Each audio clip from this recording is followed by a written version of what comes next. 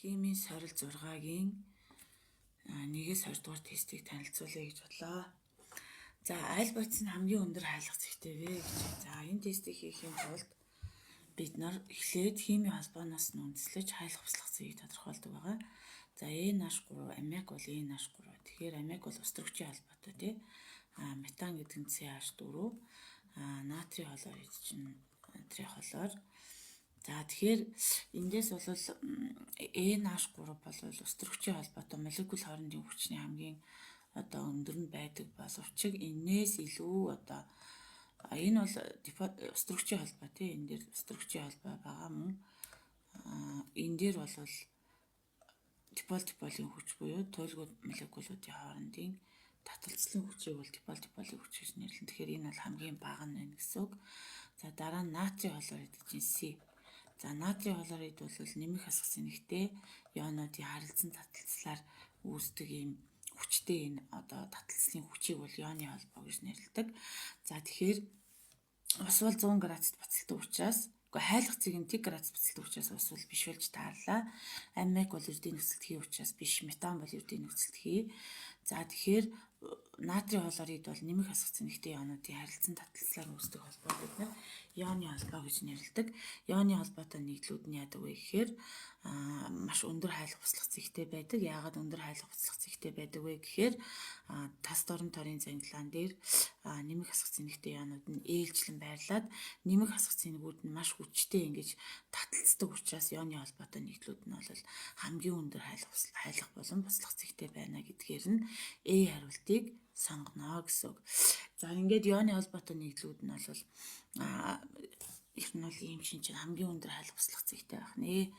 За, хар тулганы хлорид нь усан дуустдаггүй давс юм а гэж чинь. Тэгэхээр плюмбум хлор 2 бол ерөнхийдөө усан дуустдаггүй мөртлөө тэгээд ийм хатуу юм байц юм а. За, энэ урлыг энэ бол уустдаггүй тундас гэсэн үг шүү дээ. Энэ бол усан дуустдаггүй гэсэн үг. Тэгэхээр энэ тундсыг бол уустдаггүй давсыг гарган авах аргыг бол энд бичсэн байна. За, уустдаггүй давсыг гарган авахдаа давс 1 дээр давс 2-ыг нэмээд давс 3-ыг үүсгээд давс 4 үүсгэн. Эндээс давс 1, давс 2 нь хоёулаа уустдаг байх хэрэгтэй. Давс 3 нь бол уустдаггүй байх хэрэгтэй. Уустдаггүй байдсан байна. Харин давс 4 нь бол уустдаг байт юм байна. Тэгэхээр давс 3 болон давс 4-ийг бие биенээс нь ялган салгахтаа яах вэ гэвэл үүсэн тундсыг бол шүүх аргаар бол ялгаж салгадаг гэдэг. Тэгэхээр эндээс бол уустдаггүй давсыг давс 1 дээр давс 2-ыг нэмээд давс 3-ыг үүсгэхээс гадна энэ давс 2-ын оронд бас уустдаг хүчил бас байж болдог. Заавал давс 1, 2, 3 гэх албагүй байх нь шүү дээ. За, жишээлбэл A дээр бол хар тулганы карбонат дээр юуг нэмсэн бэ гэхээр сулруулсан давсны хүчлийг нэмсэн байна. За, тэгэхээр эндээс бол юу үүсэх вэ гэвэл плюмбум хлор 2 дээр нэмэх нь CO2 дээр нэмэх нь H2 байгаа. Тэгэхээр ер нь бол уустдаггүй давсыг гаргаж авахдаа ураглаар бол CO2 болон ус үүсэх ёстой гэсэн тийм тайлбар байхгүй байгаа учраас энэ дээр бол 2-ыг бол бүгдээрээ A-г бол биш юм байна. Өөрөөр хэлбэл давс 1 хий үүсдэг гэсэн юм байхгүй байгаа шүү дээ. Тэгэхээр энэ дээр бол A хариулт бол биш болж таарлаа. За, B дээр болохоор хар тулгаг болон сулруулсан давсны хүчлийг оруулна гинэ. Тэгэхээр плюмбум дээр нэмэх нь H хлор гэж юм. Тэгэхээр эндээс юу үүсэх вэ гэвэл плюмбум хлор 2 дээр нэмэх нь H2 гэдэг бүтээгдэхүүн үүснэ тийм ээ. За, тэгэхээр энэ дээр бол давс 1 дээр давс 2, давс 3-ыг үүсгдэг арга бол биш байна. За, C-д нь бол хар тулганы нитратын уусмал дээр плюмбум N3 2 дахины уусмал дээр нэмэх нь сулруулсан давсны хүчлийн уусмалыг нэмээд өгөхөөр энэ дээр юу үүсэх вэ гэвэл плюмбум хлор 2-ын хатуу дээр нэмэх нь HN3 гэдэг өөрөөр хэлбэл энд хүчил авж байгаа бол энэ давс 4 нь бас хүчил байна гэсэн үг юм байна. Тэгэхээр энэ дээр бол арай тохиромжтой хариулт нь бол аль нь байсан бэ гэхээр C нь байсан байна. D бол яагаад биш вэ гэхээр хар тулганы оксид болон сулруулсан давсны хүчил. Тэгэхээр ерөөсөө энэ нөгөө давс 1 дээр энэ дүрмээ баримтлах юм бол угаасаа энэ дээр бол аль нь байсан бэ гэхээр 2-ын бол C хариултанд зөв байсан байна гэж үзэх нэ. За, дараагийн үйл ажиллагаанд орохоос өмнө За дараагийн урвалыг бүгдээрээ харъя. Энэ бол хим 10 сурах бичгээр бол байдаг. За хим 10 тестэн дээр бол юу гэсэн бэ вэ гэхээр нэгэн одоо усан усмал дээр натрийн гидроксид нэмэхэд цэнхэр өнгийн тундас үүсгдэг бол анх усмалд ямар ян агуулгадж байсан бэ гэж. Тэгэхээр энэ дээр бол натрийн гидроксидыг нэмэхэд алюмиум OH3 дахины цагаан өнгийн хатуу буюу тундас бол үүсдэг байгаа. Энэ дээр бол цагаан тундас үүсдэг юм байна. Кальци 2 нэмэхдээ натрийн гидроксидыг нэмэхэд кальци OH2 дахины халуун усанд сайн уусдаг суурь үүсгэнэ. Дараа нь энэ дээр натрийн гидроксидыг нэмэхэд купрум OH2 дахины цэнхэр өнгийн тундас үүсгдэг. Тэгээд үүсгдэг бол анх усмалд цэнхэр өнгийн тундас үүсгдэг гэсэн шүү дээ. За энэ дээр бол энэ бол цэнхэр юм байна. Купрум OH2 дахин бол цэнхэр юм байна. Перум 2 нэмэхдээ натрийн гидроксидыг нэмэхэд перум OH2 дахины цайвар ногоон өнгийн тундас бол үүсгдэг. Тэгэхээр аль хариултан зөв байсан бэ гэхээр C хариултан зөв байжээ. Габрийн процессор аммиакийг гарган авдаг. Габрийн процессор аль катализаторыг хэрэглэдэг вэ гэж байна. Тэгэхээр габрийн процесс бол ерөөсөө аммиак үйлдвэрлэлийн хамгийн чухал аммиакийг юунд хэрэглэж байна вэ гэхээр бордоо болгож хэрэглэдэг байгаа тий. За тэгэхээр аммиакийг үйлдвэрлэхдээ энэ хоёрын хий дээр нэмэх нь H2-ын хий тэнцүү юу үүсвэ гэвэл NH3 хий үүсдэг. За тэгэхээр энэ урвалын температур бол 500 градусын температур, даралт нь 150-аас 200 атмосферийн даралтанд катализатор буюу тухайн урвалын хурдыг ихсгээд урвалын эцэст өөрийн найрлагын шин чанараа хадгалан үлддэг бодис нь төмөр байд юм байна. Энэ урвалд тэгвэл төмөр катализаторыг бол хэрэгэлдэг байх нэ. Харин A бол зөв байсан байна. Никлийг юунд хэрэглэх вэ гэвэл бид нь этиленийг бол устөрөгчтэй урвалд оруулаад никл катализатортай C2H6 үүсгдэг. За платин бол биш байна. Платин бол нөгөө автомашины палладич байсан болно л доо. За дид нь бол SO2 дээр O2-ыг нэмээд SO3 одоо үүсгдэг. Энэ урвалд бол юу хэрэглэдэг вэ гэхээр ванадийн 2O5 гэдэг катализатор хэрэглэдэг байгаа. Тэгэхээр E хариултан зөв байжээ. За хөнгөн цагааны хүдрээс нь электролизоор гарган авдаг. Энэхүү процессын электродын талаар аль мэдээлэл зөв бэ гэж. За хөнгөн цагаан бол хөнгөн цагааны оксидыг бол киролиттэй болоод хаалга температурыг бууруулдаг тийм. За тэгэхээр алюминиум 2O3 чинь хатуу байжгаад энийг өндөр температурт хайлуулад 2 алюминиумын нэмэх одоо 3-ын шингэн дээр нэмэх нь 3O-гийн хасах 2-ын шингэн гэж бичдэг. За тэгэхээр энэхүү процессын электродын талаар аль мэдээлэл нь зөв бэ гэхээр анодыг юугаар хийдэг вэ гэхээр анодыг ч балж чулуугаар, катодыг ч балж чулуугаар хийдэг. Анодыг гангаар хийдэг гэдэг нь биш байна. Катодыг киролитээр хийдэг гэдэг нь биш байна. Катодыг бокситоор хийдэг нь биш байна. Анод болон катодыг хоёуланг нь балж чулуун анод катодыг хэрэглэдэг гэхээр A хариулт нь зөв байжээ. За шохон чулуу болон шохоо болон шохон чулууны талаар аль мэдээлэл зөв бэ гэж байна. За шохон чулууг халаах замаар кальци оксидыг үүсгдэг гэж байна. Тэгэхээр 6 дээр бол шохон чулуу гэдэг чинь томьёо нь юу гэдэг вэ гэхээр кальци CO3 гэдэг тийм. За ингээ халаахад юу үүсдэг вэ гэхээр 850-аас 1100 градусын температурт халаахад кальци оксид дээр нэмэх нь CO2-ыг үүсгдэг. Үнэн бэ гэж асуусан шүү дээ. За шүлтлэг хөрсийг боловсруулахад хэрэглэдэг гэж байна ээтгэн. Шүлтлэг хөрсийг боловсруулна гэдэг чинь бий болохоор яагаад шүлтлэг хөрс гэхээр чинь юу гэсэн үг вэ гэхээр кальцийн шохон чулуу чи өөрөө шүлтлэг штэ. Хоёр шүлтлэг ямиг боловсруулахад хэрэглэх боломжгүй. Шүлтлэг хөрсийг тэгэхээр эн чинь нөгөө хоёр суурилын юм чи хоорондоо оролд орохгүй байхгүй юу? Тэгэхээр шүлтлэг хөрсийг боловсруулахад хэрэглэнэ гэдэг нь буруу байна. Шохон чулуун төмийн үйлдвэрлэлийн хаягдл материал юм аа гэж. За тэгэхээр энэ дээр бол шохон чулуун төмрийн үйлдвэрлэлийн хаягдл материал биш юм аа. Шохон чулуунд бол шохон чулуу яадаг вэ гэхээр ерөөсөө яадаг вэ гэхээр төмрийн үйлдвэрлэлд бол эхлээд бол төмрийн домен зоохон гаргаа авахдаа кокс дэх нүүрс төрөгч нь халуун агаарын нөлөөр оролд ороод CO2 үүсгэн тий. За эндээс их хэмжээний дулаан айлгардаг. Их хэмжээний дулаан ялгарна. Энэ ялгарсан дулаанаар нь энэ кальцийн карбонат бол задрах уралд орох нь шүү дээ. За ингээд задралын үр дүнд үүссэн кальцийн оксид нь яах вэ гэвэл нөгөө үүссэн одоо элстэйгээ уралд ороод ингээд шаар байдлаар хэрэгэлдэг. Шаар болдог. Энэ шаарыг бол замын хувцлагад хэрэгэлдэг гэж байгаа байхгүй юу? Замын хувцлаганд хэрэглэнэ гэдэг бол энэ чи хаягдл гэсэн үг биш шүү дээ. Тэгэхээр энэ дээр бол шохон чулуун төмрийн үйлдвэрлэлийн хаягдл юм аа гэхээр худлаа байна. Унтраасан шохойг цахилгаан станцын хаягдлыг хоргоожуулахад хэрэгэлдэг гинэ. Тэгэхээр шохон чулууг өөрийг нь л хэрэглэнэ гэхээс ш унтраасан шохойг хэрэглэхгүй. Шохон чулууг өөрийг нь одоо цахилгаан станцын хаягдлыг кальцийн карбонатыг бол SO2O2-той оруулаад ингээд яадаг. За тэгэхээр эндээс бол 6-гийн болвол унтраасан шохойг бол хэрэглэхгүй. Шохон чулууг хэрэглэж байгаа. Тийм учраас энэ бас биш болж таарлаа. Шохон чулууг халах уруулаар кальцийн оксид үүсдэг гэдэг нь зөв буюу 6-гийн A хариулт нь зөв байжээ.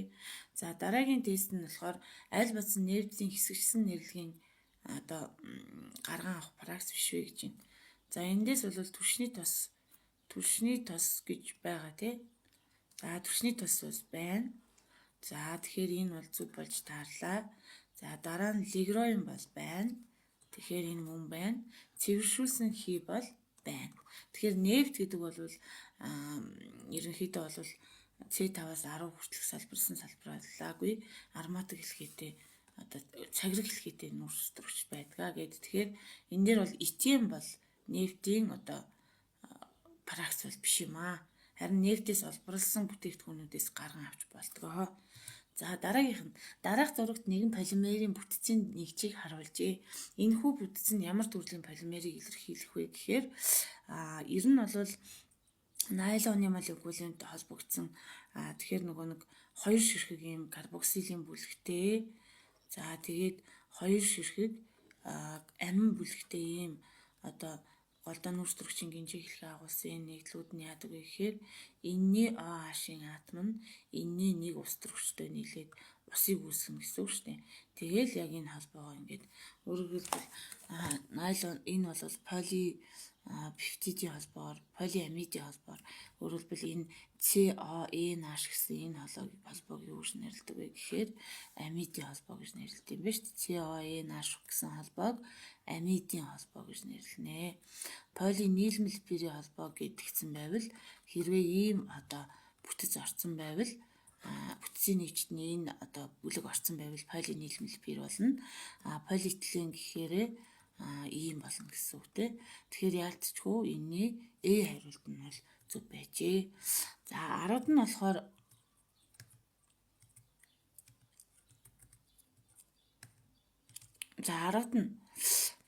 X нэгдлийн холбоосон томьёог харуулжээ. X нэгдлийн молекул томьёо нь аль байсан бэ гэж байна. За холбоосон томьёо гэж юу хэлж байгаа вэ гэхээр энэ дээр бол 1 2 3 4 C-тэй ингээд CH3 байгаа. Ингээд H3 нүүрс төрөгчин 4 валенттай учраас ингээд холбоосон томьёогоор нь бол ингээд тодорхойлчих боломжтой. За тэгэхээр X нэгдлийн холбоосон томьёог харуулж X нэгдлийн молекул томьёо аль нь байсан бэ гэж асуусан байна. За тэгэхээр энийг хийхдээ энэ C-г нь ерөнхийд нь бол дэлгээ тавьчихна гэсэн үг. Энэ дээр бол C1 2 3 байна. Дөрөвдөх нь энэ гэсэн үг. Энд нэг C байгаа, энд CH2 байгаа. Энд CH2 байгаа. CH байгаа. CH байгаа. Энэ дээр C байгаа гэл ингээд тэгэхээр C-ийн болохоор 1 2 3 4 5 6 7 8 9 10 C-тэй юм байна. Тэгэхээр C10-тай H нь 3 6 7 8 9 10 11 12 12 гэдэг чинь 15 16 17 18 19-тэй. За дахиад нэг тоолоод үзье. 3 6 7 8 9 10 11 12 15, 16. За тэгэхээр энийг бүр дэлгээ бичсэн ч болно. Тэгэхээр 18 л байна л да. Би энэ дээр за бүр болохоо байвал дэлгэж бичье. 1 2 3 4 5 6 7 8 цэтэй минь голтой.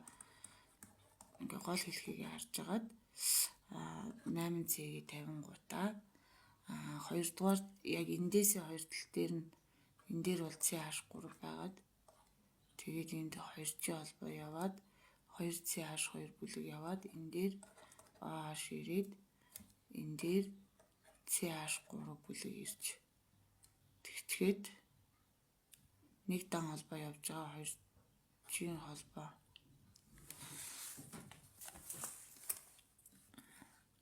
нэг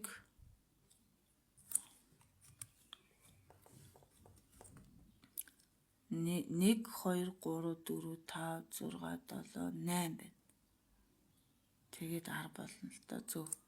Тэгэхээр 1 2 3 4 5 6 7 8. Энэ чинь зөв байна. Тэгэхээр 2CH2 бүлэг явлаа. 1CH2-ыг би ингэж ятсан юм байна. 2C холбоо явчаад 2CH2 бүлэг явах хэрэгтэй байхгүй. Энэлийн зэн дээр юм байна. Энд дээр CH3-ыг тавиад энд 2C холбоо ирсэн биз дээ. За тэгэл ус төрөгчийн атомын тоог нь бүцээгээл энд бол H2, энд бол H2, энэ дээр H байна. Энэ дээр CH3 байна.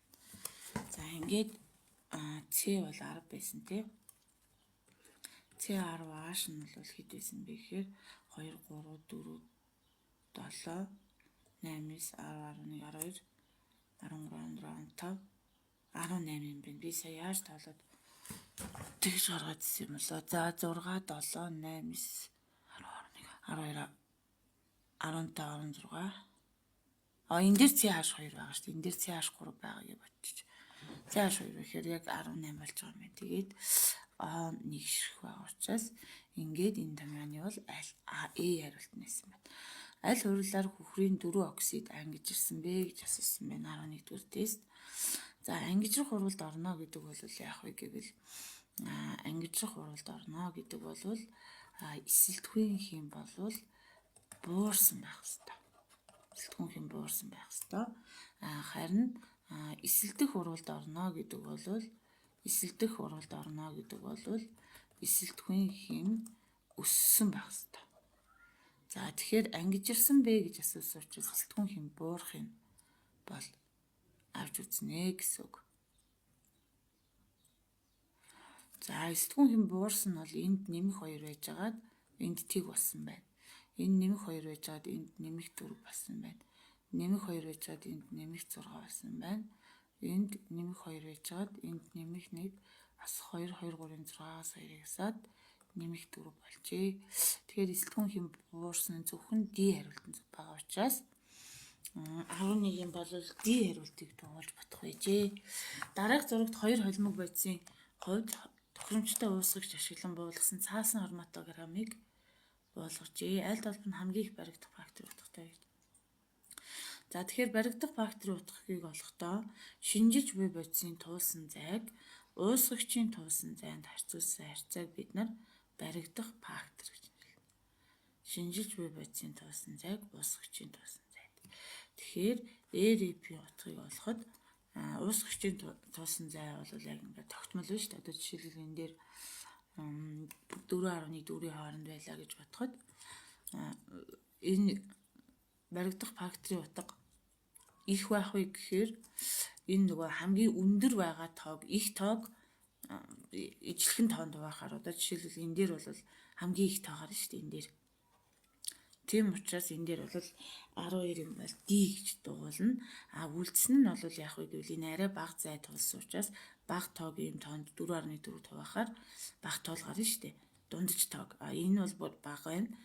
Энэ бол бүр бага байна. Тэгэхээр энэ барагдах факторын утга хамгийн бага нь энэ, хамгийн их нь бол өндөр байх тусмаа өндөр байгаа буюу их тоог 4.5 хуваах, дараа нь хоёрт нь орж байгаа тоог 4.4 хуваах, гуравт нь орж байгаа уусгагчийн шинжиж буй бодисын туулсан зайг 4.4 хуваах жишээ авсан шүү энэ дээр яг энэ ном дээр байгаа.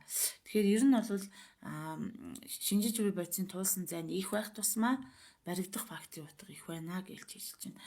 Харин шинжиж буй бодисын туулсан зайн бага байх тусмаа РЭП утга ямар байх вэ? Бага байна. Шинжилж буй бодисын туулсан зайн их байх тусмаа РЭП утга бол ихтэй байна гэж дүгнэнэ гэсэн үг. Аль ээж нь хамгийн их атом агуулсан бэ гэж асуусан байна. За тэгэхээр 0.5 мол ус гэдэг бол ус бол энэ дээр бол 0.5 мол. За хэдэн аль нь их атом агуулах вэ гэж асуусан байна. За тэгэхээр энэ дээр бол ус бол энэ дээр бол 1 мол байгаа тийм ээ. За тэгэхээр 1 мол. За 1 мол ус чинь яах вэ гэвэл хэдэн мол атомыг агуулах вэ гэвэл 3 мол атомыг агуулж штэ. Яагаад вэ гэхээр энд острогч гэдэг 2 байна. Тэгээд энд 1 байна. Тэгэхээр нийт 3 мол атом одоо атомыг бол агуулж байгаа юм бол 0.5 мол ус чинь хэд байх вэ гэхээр 1.5 одоо мол атом байна. За дараагийн бийг нь яаж бодох ёстой вэ гэхээр бийт нь бол ингэж хийж байгаа. Бийт нь бол 1 мол нүүрс төрөгчийн диоксид. Энэ бол 1 мол юм байна. За энэ бодлогын өгөгдлийн 1 мол шүү дээ. Энэ бол угаасаа 1 мол. Тэгээд 1 мол одоо CO2 дотор хэдэн хүчил төрөгч бишээ хэдэн атом агуулгадах вэ гэвэл CO2 дотор бол 3 мол атом агуулгадж байгаа шүү дээ. 3 мол атом агуулгадж байгаа юм бол бодлогын өгөгдлийн 1 мол нь хэд вэ гэхээр x тэнцүү 3 мол атом агуулгадж байна. За дараагийнх нь C-ийн нарыг бүтээ. C болохоор метан гэж CH4. Энэ бол хэдэн мол гэдэг өгөгдсөн байгаа вэ гэхээр 1 мол бодлогын өгөгдлийн хувийн 1 мол гэсэн. Нийт хэдэн атом 4 дээр 1-ийг нэмээд 5 атом агуулгадж шít. 5 мол атом агуулгадж байгаа юм бол 1 мол нь хэд байх вэ гэвэл x тэнцүү 5 мол атом болно гэсэн үг ээ. За дийдх нь бол юу гэсэн бэ гэхээр 1 мол ус төрөгчийн холбоо гэдэг чинь тий. Тэгэхээр энд бол 1 мол юм байна. Доор нь бол энэ дээр бас 1 мол юм байна. 1 мол нь хэдэн ус төрөгчийн холбоорыг дагуулж чинь ус төрөгч холбоор 2 нэг дээр 1-ийг нэмээд 2 мол атомыг агуулгадж байгаа юм бол 1 мол нь хэд вэ гэхээр x тэнцүү 2 мол атом гэдэг хариу гарна гэсэн. Тэгэхээр эндээс бол аль нь зөв байсан бэ гэхээр C-ийн зөв байж. Яагаад C-ийн зөв байгаа вэ гэхээр аль нь олон атом агуулсан бэ гэсэн учраас энэ дээр бол CH4 бол хамгийн их мол атом агуулж байна гэж тооцох нэ. Аль элементийн атомууд бөмбөрцөг хэлбэртэй орбитал нь нийтдээ 5 электроноор дүүрэгдсэн байх вэ гэж. Тэгэхээр бөмбөрцөг хэлбэртэй гэж юу хэлж байгаа вэ гэсэн S орбитал нь орон зайд бол бөмбөрцөг хэлбэртэй симметр учраас боломжит нэг байралтай байна гэж. За P орбитал нь бол орон зайд X тэнхлэгийн дагуу гантел, Y тэнхлэгийн дагуу гантел, тэгээд Z тэнхлэгийн дагуу гантел ингэж байрлахдаа Px дээр эхлээд нэг нэгээрээ байрлаад дараа нь хослох электрон байвал хослоно гэдэг нь хуундын дүрмтэй. За ингээд энэ дээр бол эхлээ борыг хийж үзнэ гэсэн үг. За бор болохоор E дээр бол бор хэдгээр элемент вэ гэхээр 5 дахь элемент учраас 1s2 2p-ийн 1 гэдэгч байгаа. Өстрөгч гэлий лити бэрлээ бор гэж авч 5 зүг байна. Тэгэхээр эндээс бол S орбитал дээр энэ бол 2 электронтой байна. Тэгэхээр бөмбөрцөг хэлбэртэй орбитал нь нийтдээ 5 электроноор дүүргэгдсэн гэсэн учраас энэ бол 2 учраас энэ бол A хариулт бол биш байжээ. За B бол фоторыг авсан байна. Фотор бол 9-р элемент. Тэгэхээр 1s2 2s2 2p-ийн 6 2p-ийн юу юм байна? 9 болохын тулд 5 гэсэн үг. Тэгэхээр энэ бөмбөрцөг хэлбэртэй 4 электрон байгаа учраас энэ бол биш байна. За дараа нь бол юу гэсэн бэ гэхээр натрийг авч үзье C-д. За натри бол 11-р элемент те. Тэгэхээр электрон байгууламжийн томьёо бичгээр 1s2 2s2 2p-ийн 6 3s1 гэхээр энэ дээр бол S дээр 2 4 байна. 4 дээр дахиад 1-ийг нэмэхээр 5 электронтой бөмбөрцөг хэлбэртэй орбитал нийтдээ 5 байна вэ гэхээр энэ бол C хариулт нь зөв байж. За D-д нь бол кали. Кали бол 19-р элемент учраас 1s2 2s2 2p-ийн 6 3s2 3p-ийн 6 4s 19 болохын тулд 4s1 юм байна. 4s-ийн нэг юм байна. Тэгэхээр энэ бол S дээр ингээд бөмбөрцөг 2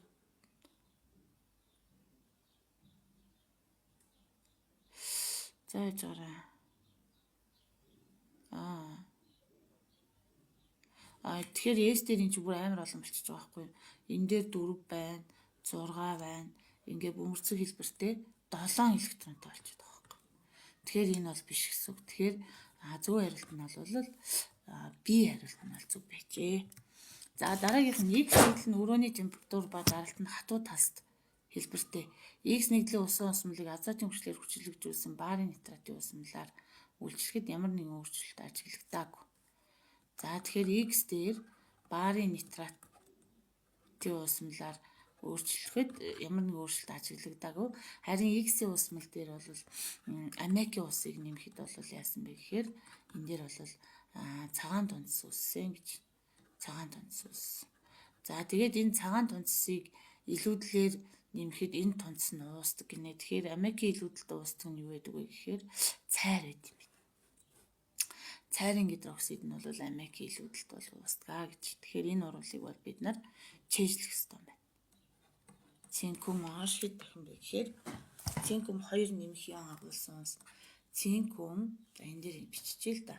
Цинкум 2 нэмэх буюу цайрын холоорыг дагуулсан усмал дээрээ би аммиакийн нэмээ H3 дээр нэмэх нь аммиакийн усыг нэмээ. За энэ тохиолдолд бол цинкум аш 2 дахин дээр нэмэх нь H4-ийг нэмэх үүсдэг. Энэ бол ямар вэ гэхээр цагаан өнгийн тундас юм аа. За дараа нь энэ цайрын гидроксид дээр яах вэ гэвэл H3 энэ цагаан өнгийн тундас дээр цинкум H2 дахин дээрээ би юуг нэмэх вэ гэвэл H3-ийн одоо энэ чи хатуу шүү дээ. Хатуу цагаан өнгийн тундас дээрээ энэ H3-ийн усмлыг бол илүүдлээр нэмээд өгөхөд энэ тундас нь бол уусчдаг. Цинкум H3 4 дахин тэгээд 2 нэмэхтэй. Тэгээд нэмэх нь 2H-ийн хасгын уусмал гэж үүсдэг. Тундас нь уусдаг. Тэгэхээр энэ дээр бол B хариулт нь бол зөв байсан. D хариулт нь бол зөв байжээ гэж дүгнэх нь. За төмрийн оксидоос төмрийг дараах хурлаар гаргадаг. За тэгээд гарц хэд байх вэ гэж асуусан байна. За энэ бодлогыг бодохдоо бичнэ. Перум 2А3 дээр нэмэх нь 3CO тэнцүү 2 перум дээр нэмэх нь 3CO2 гэсэн байна. За 80 тонн төмрийн оксидоос гэж байна тийм 80 тонн төмрийн оксидоос эндээс молийн масс нь бол 56-г 2-аар үржүүлээд 16-г 3-аар үржүүлэхээр одоо хэд гарт юм бол доо. За ингээд 160 г мол болж байна. За ингэнгүүтээ энийгээ юу яа 50 тонн төмөр гаргасан. 50 тонн. Гэхдээ энэ 50 тонн бол юу вэ гэхээр туршилтын гарц шүү дээ. Тэгэхээр эндээс бол 80 тонноос хэдвэ гэд батсан хэмжээ бол онлын гарц гэдэг байхгүй. Тэгэхээр 2-ыг үржих нь 56 гэсэн үг. Тэгэхээр одоо яах ёстой вэ гэхээр 80 тонн перум 2 А3 чи яах вэ гэвэл X тонн төмөртэй тэнцүү. За тэгэхээр 160 г мол төмрийн оксид чинь яах вэ гэвэл 2-ыг үржих нь 56 та тэнцүү. Ингээд X тэнцүү юу болох вэ гэвэл тэрийг тэрэнд үржүүлээд тэрэнд хуваахаар энэ чи ерөөхдөө 160 энэ чинь 160 гэсэн үг шүү дээ. Энэ 80-ыг 2-оор үржүүлээд 160 гэсэн үг байхгүй. Тэгэхээр энэ хоёр хураагч нь гэсэн үг байхгүй. Тэгэхээр шууд автоматар 56 тонн гарна гэсэн үг. За тэгэхээр гарцыг олохдоо яах ёстой вэ гэхээр туршилтын массыг онлын масст хуваагаад онлын масст. За тэгэхээр бичгийн хэв болов боломж муу болоод байна. За туршилтын масс нь хэд байсан бэ гэхээр 50 тонн байсан шүү дээ. 50 тонныг 56 тонндоо хуваагаад тэгээд 100-аар эсвэл юу яасан ч болно. Нийт 56 тонн чинь 100% юм бол 50 тонн хэдвэ гэдэг ингээд батсан ч болно. За ингээд аль хариулсан бэ гэхээр 89% юм буюу D хариулт нь бол зөв байсан байна. За 17 дугаар тест бол цэсэн сульфатын усмалд мөнгө автгамд дүрхэд ямар өөрчлөлт ажиглагдах вэ гэж асуусан байна. За тэгэхээр купром месо 4 дээр нэмэх нь мөнгө гэдэг урвал. За тэгэхээр энэ хоёрыг бол аваад үзэх юм бол энэ мөнгө бол идэвхий игнийн устдах хүчээс ард байрладаг те, зэсээс ард байрладаг. Тэгэхээр идэвхгүй нь бол идэвхгүй металл нь дангаараа байгаа нөхцөлд энэ урвал явагдахгүй. Тэгэхээр энэ дээр бол 17-гийн алийг авах хэрэгтэй байсан бэ гэхээр B хариултыг бол зөвөр таацах хэрэгтэй байжээ. Аль мөр нь хөхрийн диоксидын хэрэглээг харуулж байна гэж. За энэ хөхрийн хэрэглээг би хуульчиж. За тэгэхээр хөхрийн диоксид гэдэг бол ерөөсөө SO2 юм аа. За SO2-ийн хэрэглээ юу вэ гэхээр цаасны нунтгийг цайруулах хоол ундыг нөөшлөх гэж байгаа. Эрт дээр үед бол хоолнд бол энэ бол ерөнхийдөө цээжлэх юм байна л да. SO2-ийн хэрэглээ бол нэгдүгээрт нь SO2 ч угаасаа лакмусын улаан цаасыг лакмусын хөх цаасыг улаан болгох хэсэг хугацааны дараа цайруулдаг хийшдэг хүчлэг шин чанартай. Яагаад цайруулж байгаа вэ гэхээр энэ нөгөө цаасыг цайлгахад хэрэгэлдэг гэд. Тэрнээс гадна ингээд хоол ундыг бол цаас нэгдүгээр нь SO2 бол цаас цайлгах зорилготой юм байна. За дараа нь хоол ундыг бол яах ёстой вэ гэхээр нөөшлөх зорилгоор бол хэрэгэлдэг гэд. Ингээд энэ бол B хариултан зөв байжээ. За төмрийг домын зуухан гематитаас гаргаа авдаг. Кокс болон шухан чулууг домын зуухад энэ үед нэмдэг. Кокс болон шухан чулууг. Шухан чулууг ямар үргээр нэмж байна вэ гэхээр шухан чулуу бол яасан бэ гэхээр энэ коксыг нүүрсийг шатаах үед их хэмжээний дулаан ялгараад энэ ялгарсан дулаанаар нь бол кальцийн карбонат задраад энэ кальцийн оксид үүсгэж байгаа тий. За энэ кальцийн оксид нөгөө нэг ис шороотой оролд ороод төмрийг холцоос нь цэвэрлэх зорилготой байдаг. За тэгэхээр ер нь бол шухан чулууны хүчлэг холцыг саармжуулах силициум А2 чинь хүчлэг холц шүү дээ. Энэ силициум А2 чинь ис чинь юу вэ гэхээр хүчлэг холцыг бол саармжуулах зорилготой буюу 19-ийн бол хариултыг зөвөр авах байжээ.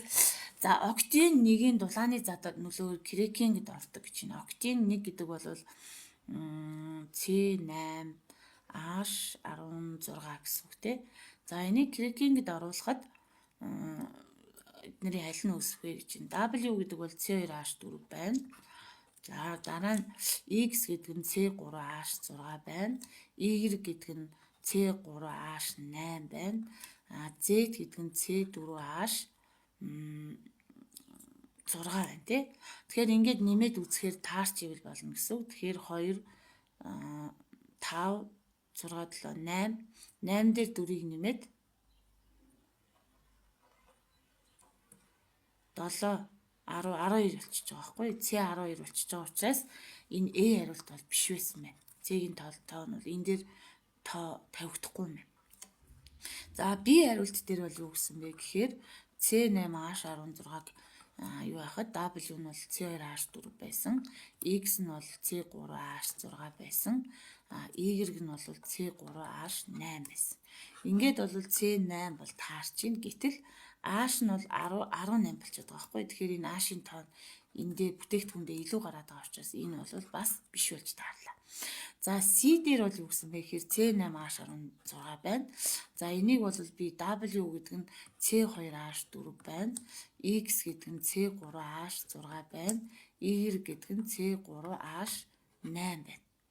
За ингээд C-ийн тоолохоор W Z чивэл биш вэ? Энийг би буруу хийчих. За C2H4 гэдэг нь W мөн байна. Дараа нь C3H6 гэдэг нь X зүг байна. Z нь бол C4H6 байсан шүү дээ. За C-ийн тоог нь тоолъё. 7 дээр 4-ийг нэмээд 11 Z болчихж байгаа хгүй 8 байх ёстой шүү дээ. Тэгэхээр энэ бас биш болж таарлаа. За дараа нь D-г харъя бүгдээрээ. D бол C8H18 байсан шүү. 6 байсан шүү дээ. За тэгэхээр C8H16-ыг задлахаар C2H4 W гэдэг нь энтэй W бас X үүсэх боломжтой гэж. X. C2H4 дээр нэмэх нь C3H6. Ингээд 5 зэтэй болоод байгаа учраас 8 болгохын тулд Энийн өмнө хоёрыг тавьчих. Тэгэхээр таарч ийн үгүй үзье. Энэ бол W байсан, энэ бол X байсан. Тэгэхээр 2 3-ын 6 дээр нэмэх нь 2 гэхээр C8 болж таарлаа. Ааш нь 12 дээр 4-ийг нэмээд 16 гээд өөрөөр хэлбэл энэ D хариултна. Өөрөөр хэлбэл C2H6 2 молекул үүсч болох нь шүү дээ. Бусдын дээр нь ерөөсөө C-н таарахгүй ч юм уу, C-н илүү гараад эсвэл H нь илүү гараад байгаа учраас боломжгүй юм. Тэгэхээр бүгдээрээ бол энэ дээр октин нэгийн Крекингийн уруулаар бол D хариулт бол зүг байжээ гэж дүгнэхнэ. За ингээд жоохон хуцаа аваад тэгээд дараагийн тест рүүгээ орё гэж бодож байна.